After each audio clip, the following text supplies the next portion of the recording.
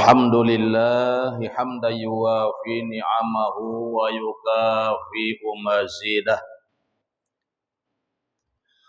Asyhadu an la ilaha illallah wahdahu la syarika lah. Wa asyhadu anna sayyidana wa nabiyyana Muhammadan abduhu wa rasuluhu la nabiyya ba'dah. Allahumma salli wa sallim ala sayyidina Muhammadin khairil bariyah wa ala alihi wa ashabihi dhawin nufusil aliyah. Amma ba'du, faqad qala Allah ta'ala fi ayatihil karimah wa huwa asdaqul maqalah. A'udzu billahi minasy syaithanir rajim. Bismillahirrahmanirrahim. Walladzina amanu 'amilus solihati ulaika ashabul jannah hum fiha khalidun. Wal makna wallahu a'lam bimuradi. Shadaqallahul azim wa ballagha rasuluhun nabiyul karim wa nahnu 'ala dzalika minasyahidin wasyakirin walhamdulillahi rabbil alamin. Masyiral muslimin wa zumratal mu'minin rahimakumullah, bil khusus Ketua DKM Masjid Al-Hidayah Bapak Haji Jayata yang saya hormati, dan juga segenap pengurus beserta jamaah Masjid Jami Al-Hidayah yang semuanya sama-sama saya hormati, dan semoga kita semua senantiasa dimuliakan oleh Allah Subhanahu wa taala. Mulia di dunia, mulia di akhirat. Di dunia hidup bahagia, akhirat masuk surga. Amin ya rabbal. Mari kita sama-sama menjatkan puja-puji serta syukur kehadirat Allah Subhanahu wa taala yang telah memberikan berbagai macam anugerah dan nikmatnya kepada kita, di antaranya nikmat sehat wal afiat dan juga nikmat panjang umur. Paling besar adalah nikmat iman dan Islam, sehingga malam hari ini kita semua bisa berkumpul, bermuajahah, bersilaturahim dalam rangka beribadah kepada Allah Subhanahu wa taala, baik ibadah salat maghrib berjamaah maupun ibadah thalabul ilmi. Dan semoga segala amal ibadah kita, baik yang wajib maupun yang sunnah, senantiasa diterima di sisi Allah Subhanahu wa taala. Salawat teriring salam semoga tetap terlimpah curahkan keharibaan junjungan kita Nabi besar Muhammad sallallahu alaihi wasallam, keluarganya, para sahabatnya, para tabi'in, dan juga para ulama. Semoga bil khusus kepada kita yang hadir di Masjid Al-Hidayah ini, dan umumnya kepada segenap muslimin muslimat di mana saja berada. Tentunya harapan dan doa kita semoga di hari kiamat nanti kita semuanya mendapatkan syafaat, yakni pertolongan dari baginda Nabi Muhammad sallallahu alaihi wasallam. Hadirin rahimakumullah, kita lanjutkan kajian kita, yaitu masih masalah cinta, ya, urusan cinta.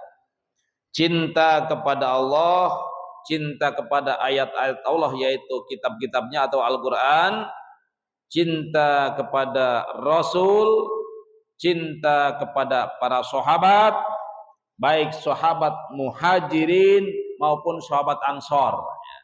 Jadi sahabat muhajirin adalah sahabat Rasul yang berasal dari Mekah Al-Mukarramah. Nah, itu muhajirin.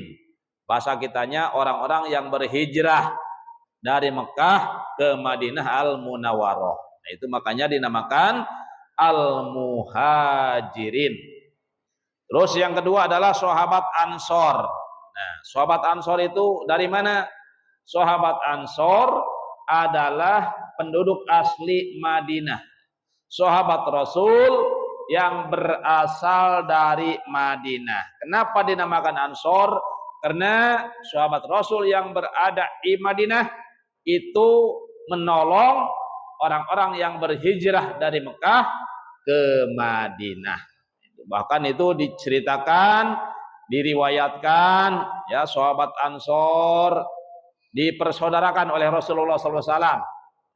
Jadi satu sahabat Muhajirin dipersaudarakan dengan sahabat Ansor.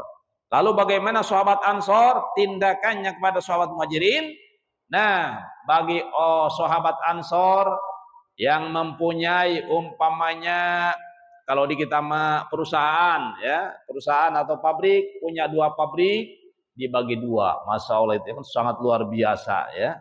Jadi antara Muhajirin dan Ansor, nah itu sangat luar biasa dalam urusan saling tolong menolong, saling bantu membantu di dalam menegakkan agama Allah Subhanahu wa taala. Nah, kita pun harus mencontoh beliau-beliau. Walaupun kita tidak bisa mencontoh 100%, ya minimal 0, sekian persen. Karena itu. Dalam urusan apa? Dalam urusan saling tolong menolong. Dalam urusan saling bantu membantu di dalam menegakkan agama Allah. Di dalam urusan takwa kepada Allah Subhanahu wa taala. Dan janganlah kita sampai saling tolong menolong dalam urusan berbuat dosa, berbuat kemungkaran, apalagi berbuat kekufuran dan kemurtadan. Nauzubillah summa naudzubillah. Ya, sebagaimana perintah Allah Subhanahu wa taala dalam Al-Qur'an, bismillahirrahmanirrahim. Wa ta'awanu 'alal birri wat taqwa wa la ta'awanu 'alal itsmi wal 'udwan. Wallahu lam yuradih, yang artinya ta'awanu wa ta'awanu, saling tolong menolonglah kamu semuanya, alal birri wa taqwa, dalam urusan berbuat baik dan juga dalam urusan takwa kepada Allah Subhanahu wa taala, dalam urusan menjalankan semua perintah Allah dan meninggalkan semua yang dilarang oleh Allah Subhanahu wa taala, itulah takwa. Wala ta'awanu alal ismi wal udwan, dan janganlah kamu semuanya saling tolong menolong alal ismi, dalam urusan berbuat dosa, wal udwan, dan dalam urusan permusuhan. Nah, itu tidak boleh saling tolong menolong. Ya, bahkan kalau ada ya, orang yang berbuat zalim, ya, berbuat dosa, kalau kita mampu, nah harus dicegah. Kalau kita mampu, maka kita berkewajiban untuk mencegahnya. Mencegah apa? Mencegah orang-orang yang berbuat dosa dan berbuat permusuhan. Jangan sampai dibiarkan kalau ada orang berbuat dosa. Jangan sampai dibiarkan kalau ada orang bermusuhan.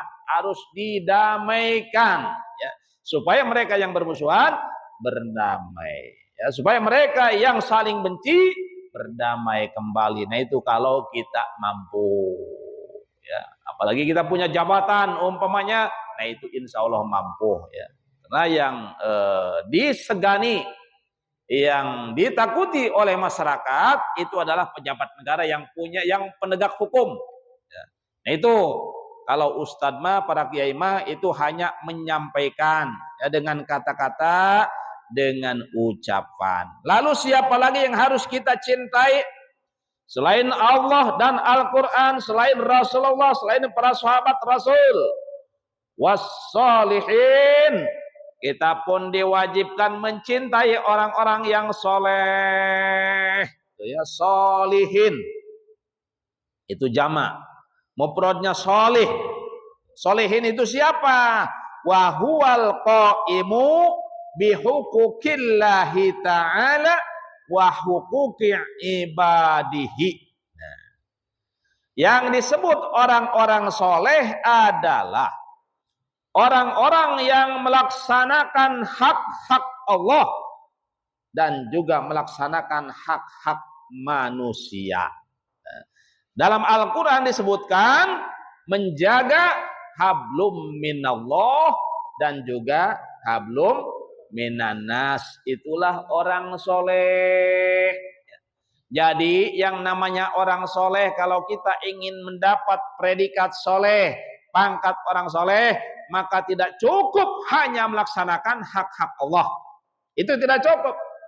Tapi di samping kita melaksanakan hak-hak Allah, perintah-perintah Allah seperti sholat, ya, zakat, puasa, haji, kita pun harus laksanakan hak-hak manusia. Di samping kita harus menjaga hubungan dengan Allah, juga harus menjaga hubungan dengan manusia. Ya, tadi sudah dikatakan wa ta'awanu 'alal birri wa taqwa wa la ta'awanu 'alal itsmi wal udwan. Dengan itulah. Jadi hubungan manusia itu harus seperti itu, ya. Jadi kita harus saling mencintai, apalagi seakidah dan seagama. Apalagi seakidah dan seagama. Jangankan seakidah, seagama, bahkan sebangsa dan setanah air. Kalau memang mereka tidak mengganggu kita, walaupun mereka non-muslim, walaupun mereka bukan agama Islam, tapi mereka tidak mengganggu kita dalam urusan beribadah kepada Allah maupun muamalah, tidak memerangi kita, maka kita pun dilarang mengganggu mereka.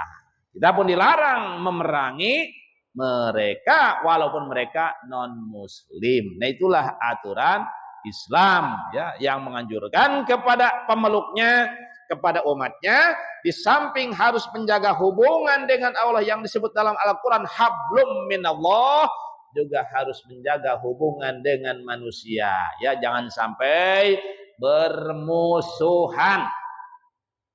Jangan sampai saling membenci. Nah, itu aturannya seperti itu. Jangan sampai saling mendendam. Ya, tapi yang dianjurkan oleh agama kita Islam, oleh Allah dan Rasulnya, sesama manusia, apalagi satu akidah, satu agama, kita harus saling mencintai, ya, harus saling menyayangi, saling membantu. Tuh, yang penting saling membantunya jangan dalam urusan berbuat dosa, jangan dalam urusan permusuhan, yaitu dengan kata lain harus kita saling membantu antara sesama manusia dalam urusan kebaikan dan urusan ketakwaan kepada Allah Subhanahu wa taala. Ya, karena memang asalnya itu bapak moyang kita itu satu. Walaupun manusia berbangsa-bangsa, walaupun manusia bersuku-suku, tapi asal muasalnya bapak moyang kita adalah satu, yaitu Nabi Adam alaihi salam. Ibu kita satu, yaitu Ibu Hawa, ya. Dan dijelaskan dalam Al-Quran surat Al-Hujurat ayat 13, Allah berfirman, Bismillahirrahmanirrahim. Ya ayyuhan nasu inna khalaqnakum min dzakarin wa unsa waja'alnakum syu'uban wa qabaila lita'arafu inna akramakum indallahi atqakum. Layah wal makna wallahu alam bimuradi. Ya ayyuhan nas, wahai manusia. Nah, berarti nas artinya manusia. Manusia yang mana? Manusia seluruhnya. Dari manusia setelah Nabi Adam, ya, sampai manusia terakhir. Nah, itu manusia. Nabi Adam pun manusia. Bapak moyangnya manusia. Ibu Hawa, ibu moyangnya, nenek moyangnya seluruh manusia. Ya. Inna khalaqnakum min dzakarin wa unsa.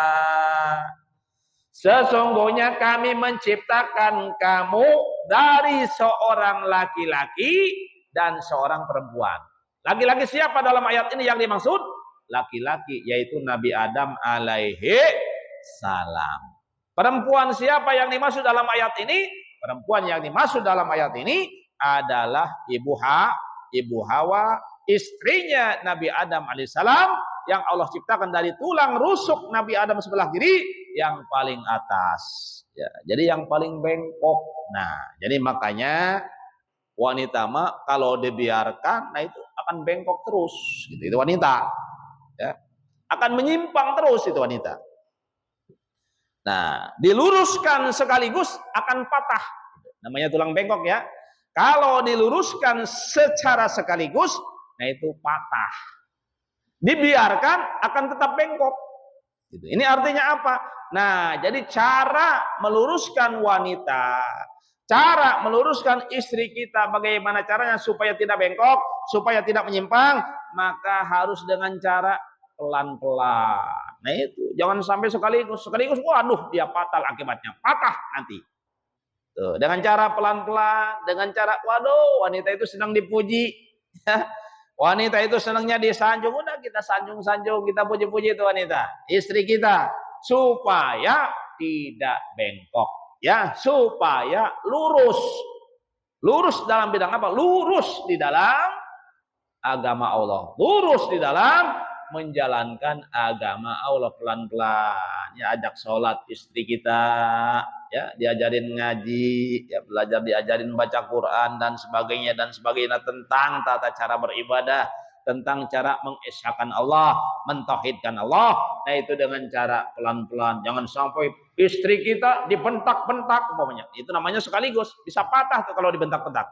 Ya, makanya kita ajarkan, ya, kita didik istri kita dengan cara pelan-pelan. Karena wanita diciptakan dari tulang yang paling bengkok, tulang rusuk yang paling bengkok, yaitu tulang rusuk Nabi Adam alaihi salam. Itulah semua manusia, ya, asalnya diciptakan dari Nabi Adam dan juga Siti Hawa min dzakari wa unsa. Wa ja'alnakum syu'uban wa qabaila, dan kami jadikan kamu wahai manusia berbangsa-bangsa. Kan Masya Allah, di dunia ini ada berapa bangsa? Di dunia ini ada berapa negara? Saya nggak tahu, ya. Itu negara ada berapa? Bangsa ada berapa di dunia? Saking banyaknya, Masya Allah. Ratusan, mungkin nyampe kalau ribuan itu kayaknya tidak, ya. Tapi ratusan itu negara di dunia ini, itu jumlahnya ratusan. Bangsa di dunia ini mungkin jumlahnya juga ratusan tuh. Nah itu berbangsa-bangsa, wa qabaila, dan juga bersuku-suku. Masya Allah, bermacam-macam suku Allah ciptakan manusia. Jangankan beda negara, jangankan beda bangsa, bahkan di negara kita saja Indonesia, berapa suku itu di negara kita, ya. Ada suku Sunda, suku Jawa, suku Batak, Ambon, Aceh, dan juga yang lain-lainnya. Berapa suku tuh manusia yang ada di negara kita? Ada Papua, tuh kan? Bahkan di negara kita pun kulit saja sudah berbeda-beda. Apalagi beda negara, ya. Ada yang kulitnya bule, ada yang kulitnya putih, ada yang kulitnya merah mungkin, ada yang hitam kayak pantat sereng. Ya, nah itu ada kan yang seperti itu. Masya Allah. Tapi asalnya satu, ya, yaitu Nabi Adam alaihissalam dan juga Ibu Hawa. Masya Allah. Nah, terus firman Allah selanjutnya, tujuannya untuk apa sih? Allah ciptakan manusia berbangsa-bangsa, bersuku-suku, berbeda-beda. Bahkan rambutnya pun berbeda. Bukan hanya bahasanya, bukan hanya karakternya, rambut dan kulitnya pun itu berbeda-beda. Allah ciptakan manusia, tujuannya adalah lita'arafu, supaya sesama manusia saling kenal mengenal, kan? Lita'arafu, supaya manusia saling mengenal, supaya orang Jakarta mengenal orang daerah, ya, DKI mengenal orang daerah, orang Jakarta mengenal orang Banten, mengenal orang Jawa, dan sebagainya, supaya orang Indonesia mengenal orang-orang yang di luar negeri. Tuh, ya. Jadi tidak boleh bermusuhan, tidak boleh saling membenci, tapi lita'arafu, supaya manusia saling kenal mengenal.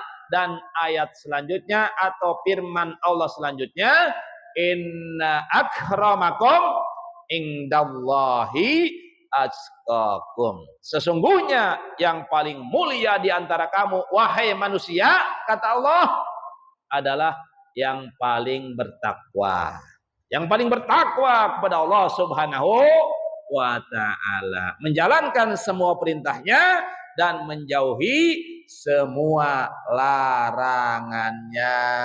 Tuh, bahkan dalam hadis Nabi dijelaskan, Rasulullah Shallallahu Alaihi Wasallam bersabda tentang kemuliaan manusia, bukan karena nasab, bukan karena bangsa, bukan karena kulit, bukan karena jabatan, bukan karena harta. Tapi firman Allah tadi pun sudah dijelaskan bahwa inna akramakum indallahi atqakum. Sesungguhnya yang paling mulia di antara kamu adalah yang paling bertakwa kepada Allah Subhanahu wa taala. Rasul juga bersabda, ya, sabda Rasulullah sallallahu alaihi wasallam, la padla li arabiyin ala ajamiyin wala li ajamiyin ala arabiyin wala li ahmaro ala aswada atau wala li abyadu ala aswada illa bitaqwa, ya. Wan nasu min adama wa adamu min turab. Nah, yang artinya la padla li arabiyin ala ajamiyin. Tidak ada kelebihan, ya, bagi orang Arab atas orang yang lain. Bagi bangsa Arab atas bangsa-bangsa yang lain. Itu sabda Rasul, tidak ada kelebihan sedikit pun.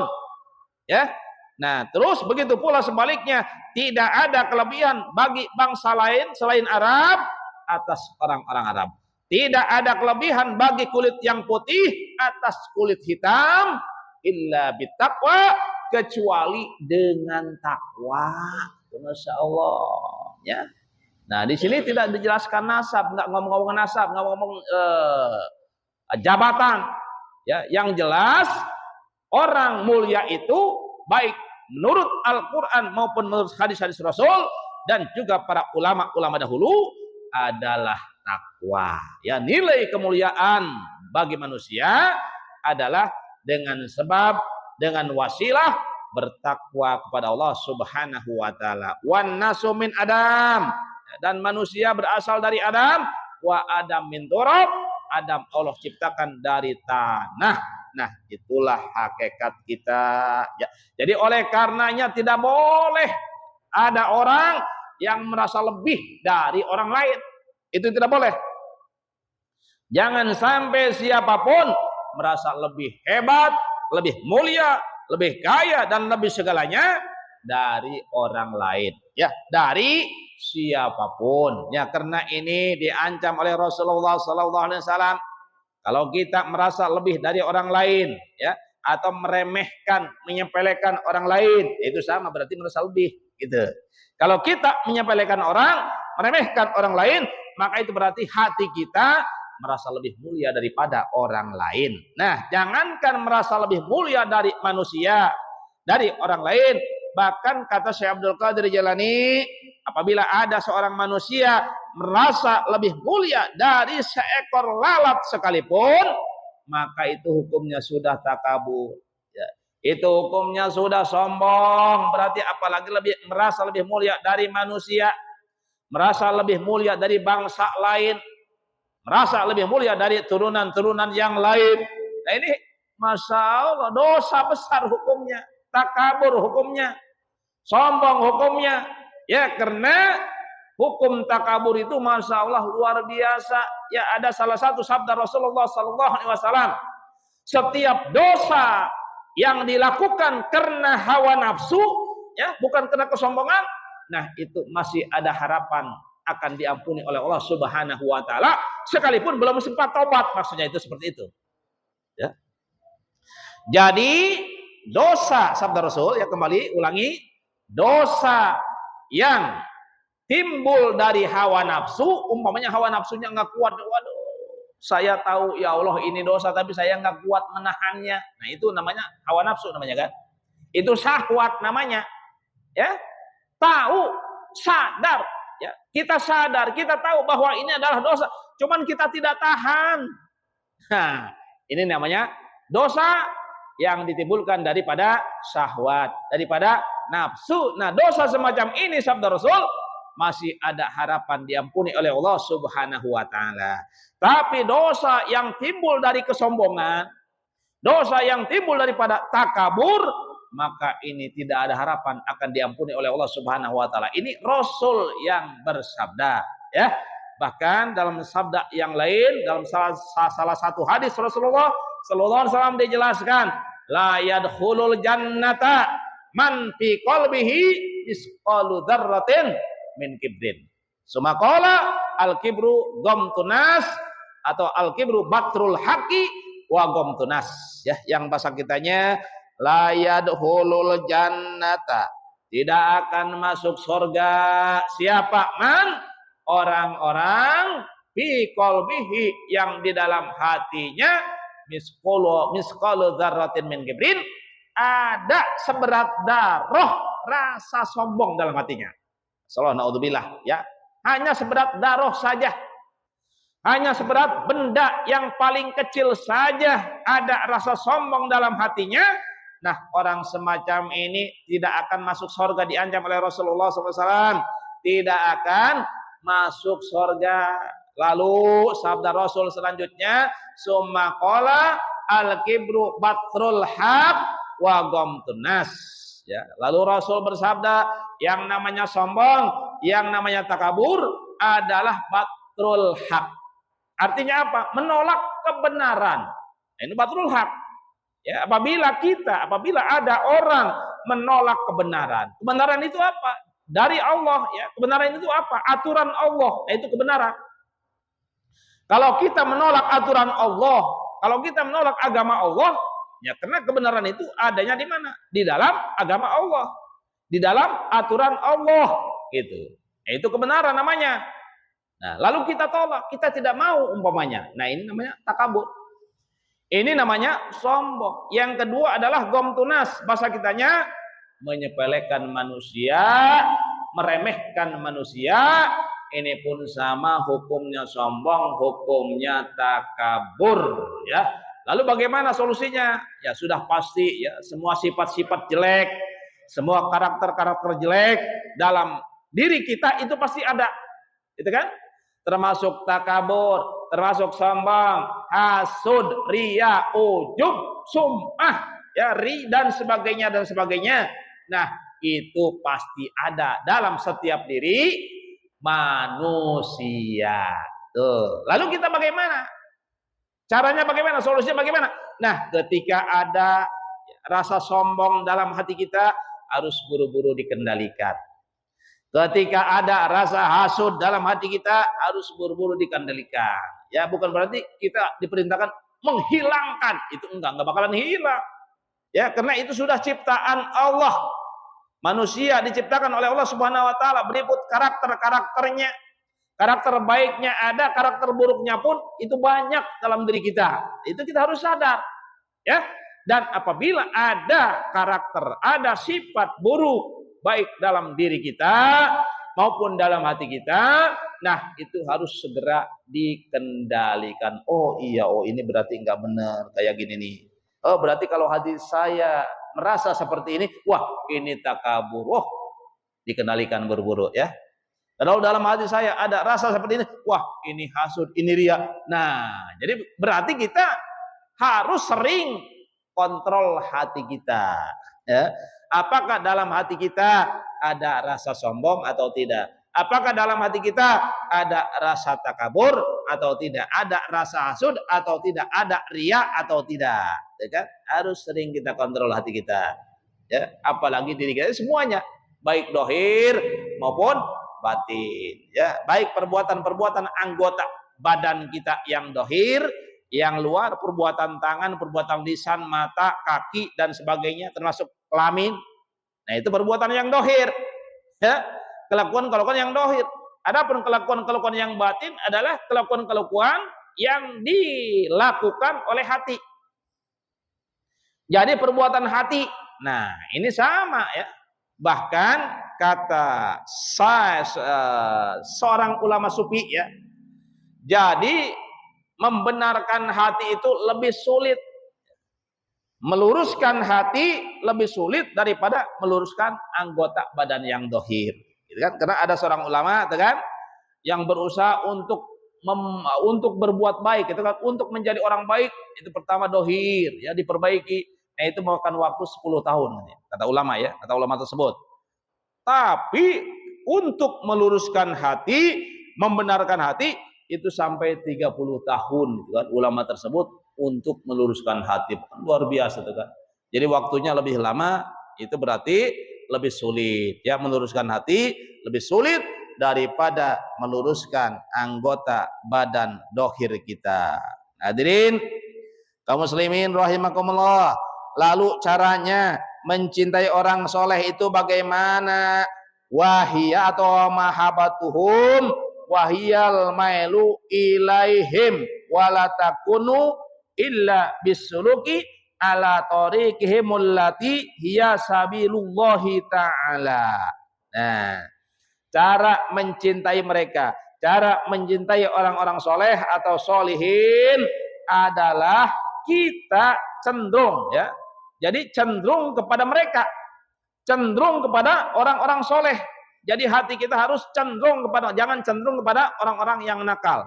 Jangan cenderung kepada orang-orang pelaku maksiat, pelaku munkarat, tapi kalau harus cenderung, hati kita harus cenderung kepada orang-orang yang soleh. Tuh. Dan juga janganlah kita menempuh jalan, ya. Janganlah kita menempuh jalan selain jalan mereka. Janganlah kita menempuh jalan selain jalan yang ditempuh oleh orang-orang soleh. Jalan apa namanya? Yaitu sabilullah, jalan Allah atau agama Allah. Ya, jadi yang ditempuh oleh orang-orang soleh adalah agama Allah. Jadi orang-orang soleh itu menempuh jalan Allah, menempuh agama yang diridhoi oleh Allah Subhanahu wa taala, yaitu agama Islam. Ya, bahkan ud'u ila sabili rabbika bil hikmati wal mau'izatil hasanati, ayat Al-Qur'annya ya. Jadi ud'u, ajaklah manusia ila sabili rabbika, kepada jalan Tuhanmu, jalan Allah. Ajaklah manusia kepada agama Allah, maksudnya yang pertama bil hikmati, dengan ilmu, ya ilmu dulu tuh kan. Yang kedua wal mau'izatil hasanati, baru setelah punya ilmu dengan mau'idhah hasanah, dengan nasihat-nasihat yang baik. Nah, itulah cara mengajak manusia ke jalan Allah. Terus wajadilhum billati hiya ahsan, tuh dalam Al-Qur'an ya. Dan bantahlah mereka dengan bantahan-bantahan yang lebih baik. Tuh, nah itu cara dakwah ya. Cara mengajak manusia ke jalan Allah. Ya, jangan sampai dakwah memukul, itu jangan. Ya, jadi dakwah itu merangkul, bukan memukul. Tuh, dakwah itu adalah mengajak, ya, bukan mengejek. Nah, itu cara dakwah, ya, cara mengajak manusia, ya, baik keluarga kita maupun tetangga kita maupun ya bangsa kita. Nah, itu caranya seperti itu. Ud'u ila sabili rabbika bil hikmati wal mau'izatil hasanati wajadilhum billati hiya ahsan. Kan? Itulah jalan mereka ya. Itulah jalan orang-orang yang soleh yang harus kita ikuti. Nah, yang harus kita tempuh ya. Jadi artinya kita harus menempuh jalan sebagaimana jalan yang ditempuh oleh orang-orang soleh. Insya Allah ya, dengan wasilah menempuh jalan yang ditempuh oleh orang-orang yang soleh, para rasul, para nabi, dan juga para solihin, insya Allah kita akan diberikan keselamatan oleh Allah, akan diberikan kebahagiaan oleh Allah Subhanahu wa taala. Terutama sekali adalah di akhirat nanti ya, kehidupan setelah kehidupan dunia, kehidupan setelah mati, ya kan? Adapun di dunia, nah ini tidak ada orang yang selamat di dunia. Maksudnya selamat dari apa? Selamat dari mati ya, itu tidak ada. Tidak ada seorang pun di dunia ini yang selamat dari modar. Nah, itu tidak ada.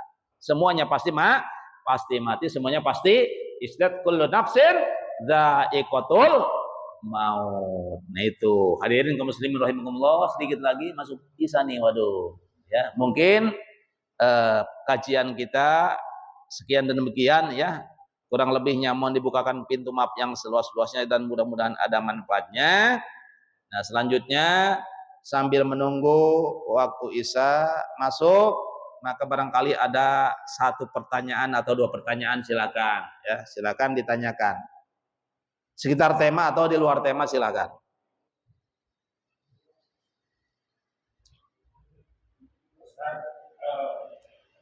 Saya pernah mendengar, cuman alasannya lupa gitu ya. Ya, siap.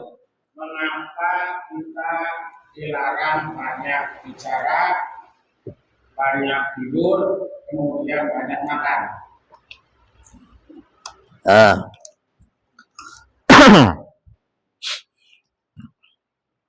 Itu banyak pula alasannya ya. Jadi orang yang banyak makan pasti banyak minum. Ini alasan yang pertama ya. Orang yang banyak minum pasti banyak tidur. Gitu kan?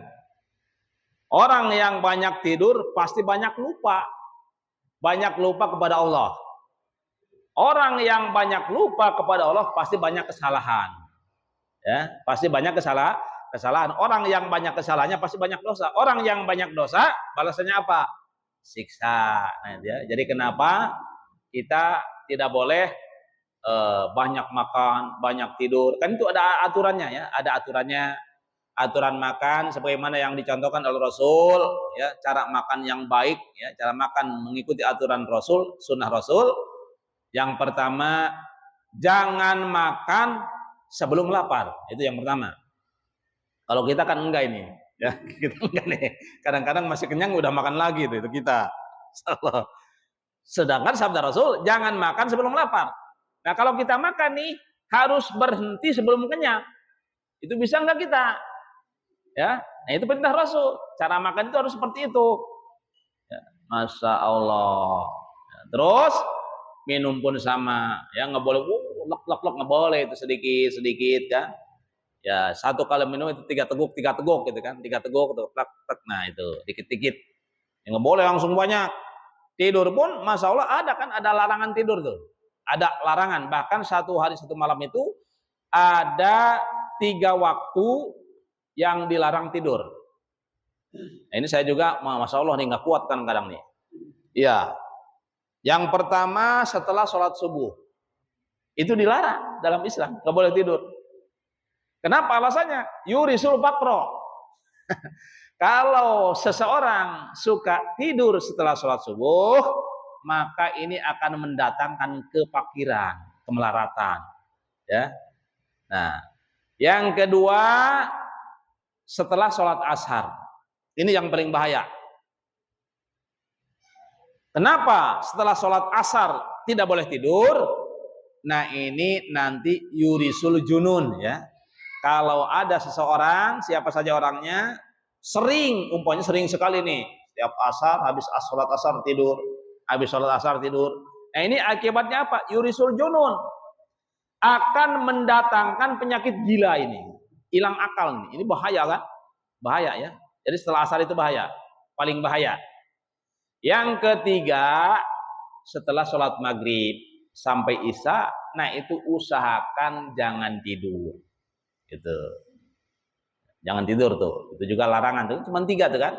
Setelah sholat subuh, setelah sholat asar, setelah sholat isya. Tuh, kalau di siang hari tidur yang baik itu sebelum dohor atau setelah dohor. Itu yang baik.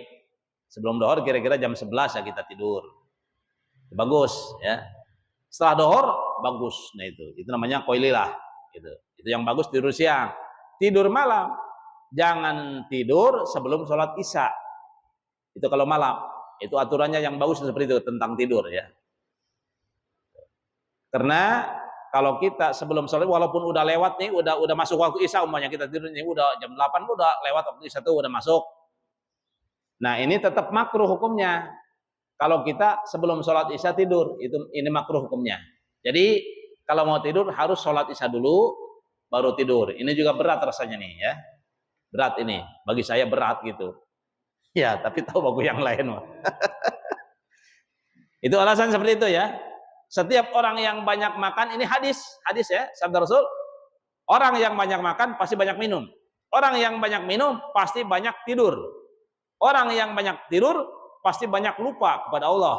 Orang yang banyak lupa kepada Allah banyak kesalahannya. Orang yang banyak kesalahannya banyak dosanya. Dan dalam alasan yang lain, ya, dalam hadis maupun dalam qaul-qaul ulama, terutama sekali adalah ajaran tasawuf, banyak minum, banyak makan, banyak tidur, itu akan membuat hati kita keras. Itu ya. Jadi akan menjadi faktor penyebab hati menjadi keras itu. Kalau hati sudah keras, bagaimana? Nantinya itu tidak mempan nasihat. Ya. Kalau hati seseorang sudah keras, maka nasihat dari manapun nggak mempan dia. Ya. Nggak ngaruh gitu. Dinasehatin oleh siapapun. Kenapa? Karena hatinya keras. Kenapa hatinya keras? Karena dia banyak makan. Karena dia banyak minum. Ya, terlalu banyak gitu. Karena dia terlalu banyak tidur. Bahkan ya dalam kitab tasawuf dijelaskan terlalu banyak senggama, terlalu banyak bersetubuh pun, nah itu sama. Akan menjadi faktor penyebab hati menjadi keras. Nah, itu. Walaupun dengan istri halal gitu kan. Bersetubuh dengan cara yang halal, yaitu dengan istri kita sendiri. Ya, dalam keadaan tidak haid. Cuman kita kebanyakan bersetubuh. Nah, itu akan menyebabkan hati keras. Yang kedua, menurut medis mungkin akan menjadi leklok. Itu seperti itu ya. Udah masuk belum, Isa? Sama, banyak bicara pun sama. Orang yang banyak bicara pasti banyak kesalahan. Ya. Setiap orang yang banyak bicara itu pasti banyak kesalahannya. Nah, cuman kan ada hadis yang menyatakan ya, diam itu lebih bagus daripada ngomong. Cuman ngomongnya ngomong yang mana? Ngomong yang tidak berguna gitu. Nah, apalagi ngomong yang mengandung dosa. Nah, itu lebih berbahaya. Lalu bagaimana kalau ngomong berguna? Ya seperti kita membahas ilmu-ilmu agama ya, memberikan nasihat, itu mah lebih bagus daripada diam gitu. Kalau kita ngomong tentang agama, ngomong tentang kebaikan, itu lebih bagus daripada diam. Walaupun diam itu emas ya. Jadi ada yang mengatakan, ada riwayat yang mengatakan, diam adalah emas gitu. Jadi ibarat emas. Diam itu seolah-olah emas gitu. Jadi saking tinggi nilainya diam. Tinggi atau besar pahalanya orang yang diam gitu. Tapi ngomong kebaikan itu lebih bagus daripada diam. Lebih bagus daripada emas berarti. Ya jadi kesimpulannya bicara itu kalau bicara kebaikan harus dibicarakan, jangan diam ya. Jangan diam. Atau melihat kemunkaran, melihat kemaksiatan, nah itu jangan diam kalau kita mampu. Kita larang dengan lisan gitu. Kita kan mampunya dengan lisan doang. Kalau dengan tindakan kita tidak mampu. Yang dengan tindakan adalah yang punya jabatan, yang penegak hukum. Nah baru ya, ketika penegak hukum melihat kemungkaran, kemaksiatan, maka harus segera dihentikan dengan tindakan. Kalau kita hanya sebatas dengan ucapan gitu. Nah, bahkan ada hadis yang menyatakan kalau seseorang melihat kemaksiatan, melihat kemunkaran, lalu dia diam saja, nah itu sama dengan setan bisu namanya. Ya jadi setan bisu, setan kagak bisa ngomong. Naudzubillah. Ya jadi itu ya. Tidak boleh banyak bicara kecuali dalam membicarakan kebaikan. Tidak boleh banyak makan. Waduh, ini masya Allah jarang orangnya ya, jarang orangnya. Kalau kita mau dikit-dikit makan, dikit-dikit makan. Kalau Rasul makannya dikit. Itu bedanya. Kalau kita dikit-dikit makan. Itu. Ya udah sekian dan demikian ya pengajian kita karena sudah masuk waktu Isya. Usikum wa nafsi bitaqwallah. Wassalamualaikum warahmatullahi wabarakatuh. Waalaikumsalam warahmatullahi wabarakatuh.